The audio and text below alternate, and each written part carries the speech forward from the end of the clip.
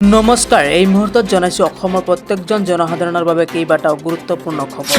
আজি 12 নৱেম্বৰ। আজিৰ দিনটোৰ অসমৰ লগতে ভাৰতবৰ্ষৰ বিভিন্ন প্ৰান্তৰ পৰা কেইবাটাও গুৰুত্বপূৰ্ণ খবৰ। এই মুহূৰ্তত জনাইছো প্ৰথমটো খবৰ। মুখ্যমন্ত্ৰী ডক্টৰ হিমন্ত বিশ্ব শৰ্মাৰ ডাঙৰ মন্তব্য, জুবিন গাৰ্গক ন্যায় দিমেই, 8 তাৰিখে গম পাব।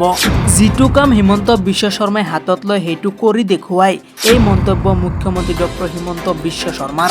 জনাইছো আজিৰ দ্বিতীয়টো খবৰ। দিল্লীৰ ঘটনাত বিতৰ্কিত মন্তব্য কৰি গ্ৰেপ্তাৰ নজৰুল ইছলাম বৰভূঞা। বিতৰ্কিত মন্তব্য কৰা লোকৰ বিৰুদ্ধে আৰক্ষীয়ে চলাইছে অভিযান। কাছাৰৰ বাছকান্দি উচ্চতৰ মাধ্যমিক বিদ্যালয়ৰ প্ৰাক্তন অধ্যক্ষ নজৰুল ইছলাম বৰভূঞা। আগবাঢ়িছো আজিৰ তৃতীয়টো খবৰৰ ফালে।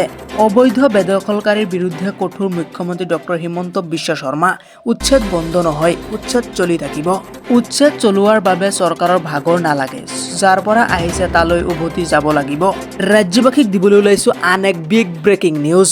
দিল্লীৰ কাণ্ডক লৈ ফেচবুকত কৰিছিল নেকি বিতৰ্কিত পোষ্ট বা উল্লাস। অসমৰ একাংশ লোকৰ পাইছে ক্লু, শীঘ্ৰেই তেওঁলোকক কৰা হ'ব গ্ৰেপ্তাৰ। দিল্লীৰ কাণ্ডক উল্লাস কৰা সকলক স্পষ্ট সকিয়নি মুখ্যমন্ত্ৰীৰ। আজিৰ ভিডিঅ'টিত এটা লাইক কৰি আপোনাৰ পৰিয়ালবৰ্গৰ লগত যিমান পাৰে শ্বেয়াৰ কৰিব, অন্যথাই বিপদত পৰিব। এনেধৰণৰ খবৰ নিতৌ পাবলৈ ফ'ল' কৰিব।